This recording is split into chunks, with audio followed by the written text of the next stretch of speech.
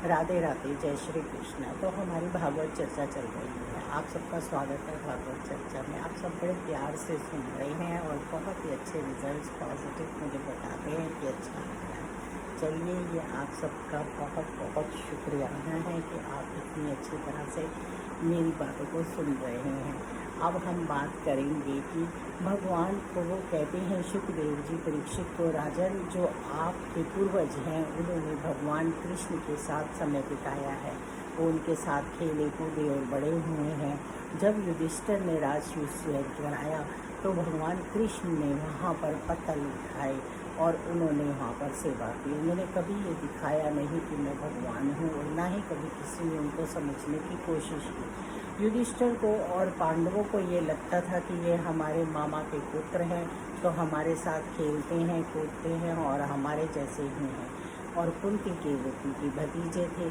अब वो कहते हैं नारद जी यमराज जी से कि आपने किसी ने भी उनको ये समझने की कोशिश नहीं की, उन्हें जाना नहीं कि वो भगवान है। नारद जी बताना चाहते हैं तो भगवान इशारा करते हैं कि नहीं, मत बताइए। ईश्वरत्व कभी भी अपना ईश्वरत्व का जो रूप होता है उसको बताना नहीं चाहते। कृष्ण ने कभी ये बताना नहीं चाहा कि मैं भगवान हूँ या मैं ईश्वर हूँ, क्योंकि उससे वो कहते थे कि लोगों के अंदर मेरे प्रति ये भावना जाग जाएगी और फिर मैं जिस कार्य के लिए धरती पर आया हूँ उसमें भी गलती हूँ। तो राजन, इस तरह से कृष्ण ने पांडवों के साथ सबके साथ समय बिताया। अब एक बार रुक्मिणी जी कृष्ण जी से कहती हैं कि आपके गुरु हैं दुर्वासा और उनको मैं खाना खिलाना चाहती हूँ। लेकिन भगवान कहते हैं रुक्मिणी, दुर्वासा बहुत ही गुस्से वाले हैं और उनको जरा सा भी क्रोध आएगा तो वो श्राप दे देंगे। लेकिन रुक्मिणी मानती नहीं है, कहती हैं नहीं, मुझे तो दुर्वासा को अपने घर में खाने पर बुलाना है और उनको खाना खिलाना है। कृष्ण कहते हैं अच्छा, भगवान के हर काम में लीला होती है।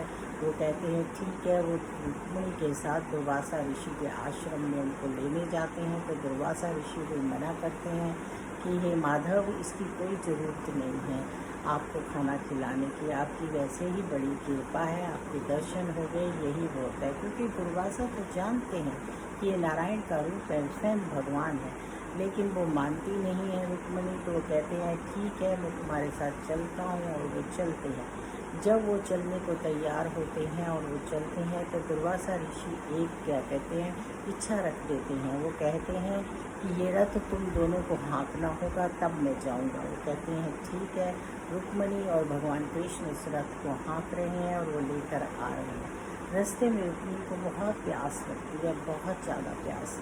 और अब वो कहती है कि अब कैसे करें, क्या करें। तो वो दुर्वासा ऋषि जो है वो अपने नित्य कर्म करने के लिए रुकते हैं और रुक्मिणी उनसे कहती हैं कि चलो मैं पानी पी लेती हूँ जब तक वो अपने वो कर रहे हैं नित्य कर्म।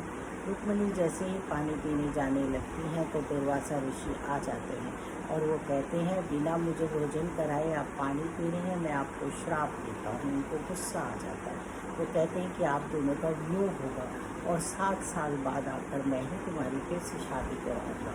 तो इस तरह से रुक्मिणी बड़ी नाराज़ होती हैं और कहती हैं कि गुजरात प्रदेश में मैं नहीं रहूँगी, राजस्थान। तो वो कहते हैं नहीं नहीं, भगवान कहते हैं महारानी ये तो तुम्हारा देश है, द्वारिकाधीश है, यहाँ तो तुम्हें हमेशा स्थिर विराजमान रहना है। तो रुक्मिणी देवी मान जाती हैं और इस तरह से दुर्वासा ऋषि को भगवान कहते हैं मैंने तुम्हें कहा था कि उनको गुस्सा जल्दी आता है और वो छोटी सी बात पर श्राप दे देते हैं, तो तुम्हें मानना चाहिए था। तो हमें ईश्वर जो है ध्यान दें, अगर हम अपनी रोज़मर्रा की ज़िंदगी में अगर हम भगवान के प्रति समर्पित होते हैं और भगवान से हमारी लगन है और हम कृष्ण प्रेमी हैं, कृष्ण की बातों को मानते हैं, अपना समर्पण रखते हैं, तो कोई भी कार्य जब हम काम में जाने लगते हैं तो उसमें ईश्वर अपनी इच्छा देते हैं। कई बार कोई काम करने से पहले हमें ऐसा लगता है कि हमें ये काम नहीं करना चाहिए, लेकिन फिर भी हम उसको इग्नोर करके उस काम को करते हैं तो हम देखते हैं कि हम हमेशा नुकसान उठाते हैं, हमें कभी फ़ायदा नहीं होता। कभी कभी हमें ईश्वर के संकेत मान लेने चाहिए उनको मानने से हमें बहुत लाभ होता है। कभी कभी हमें अपने मन की मान लेनी चाहिए कि ये काम करने से हमारा नुकसान होगा, क्योंकि उस काम को भगवान की भी इच्छा नहीं होती कि हम करें। और ईश्वर नहीं चाहते कि हम ऐसे काम करें, तो हमें नहीं करना चाहिए। तो जो भी कृष्ण प्रेमी हैं, जो भी भगवान को मानते हैं, उनको छोटे छोटे संकेत मिलते रहते हैं। मेरी अपनी लाइफ में मेरे साथ ऐसा बहुत होता है, जब हमें पता चलता है कि हमें कैसे कोई काम करना है और कैसे कोई काम नहीं करना। ईश्वर बहुत ही प्रिय होते हैं, बहुत ही हमें कभी भी वो निश्चल भाव रखते हैं। उन्हें किसी के सुख दुख से कुछ लेना नहीं होता। वो तो कर्मों का हिसाब करते हैं। जो हमारा प्रारब्ध होता है वो हमें मिलता है, और जो हम अब कर्म कर रहे हैं उसका हमें आगे जाकर भुगतान करना है। तो क्यों ना हम अपने कर्म सोच समझ कर करें। अगर प्रभु ही हैं जिनको अपने कर्मों को भोगने के लिए या किसी भी ऐसी चीज़ का श्राप भोगने के लिए धरती पर जन्म लेकर आना पड़ता है और सारे काम करने पड़ते हैं, तो हम तो मनुष्य हैं, हमारी तो औकात ही क्या है।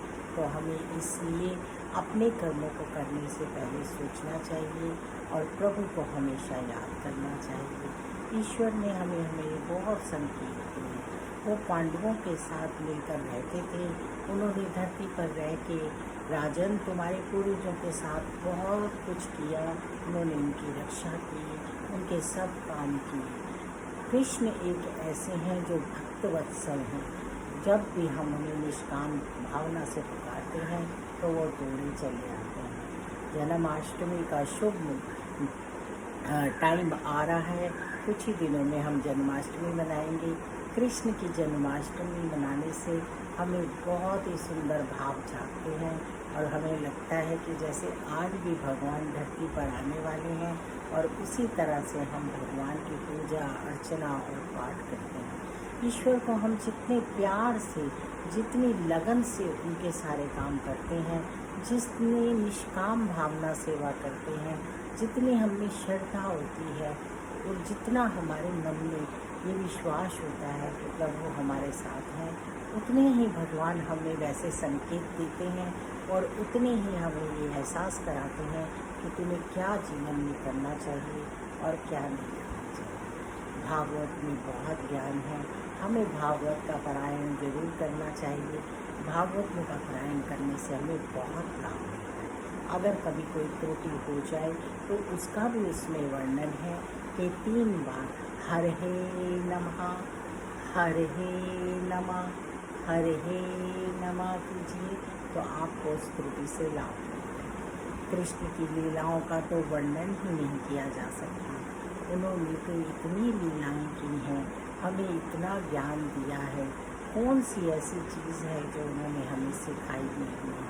हर चीज़ सिखाई है। हम इस जीवन में अपने साथ कुछ नहीं लेकर आए, और हमें कुछ लेकर जाना है तो अपने कर्म लेकर जाना है। जो हमारे अच्छे कर्म होंगे वो हमें आगे हमारे काम आएंगे। तो क्यों ना हम अपने सारे कर्म अच्छे करें, सब में समभाव रखें, सबसे प्यार करें। मैंने आज भी देखा है कि कई लोगों को इतनी ज़्यादा दिक्कत होती है कि दूसरा क्या कर रहा है। अरे नहीं, आप ये सोचो कि हम क्या कर रहे हैं। तो चलिए आगे की चर्चा हमारी चलती रहेगी। राधे राधे, जय श्री कृष्णा।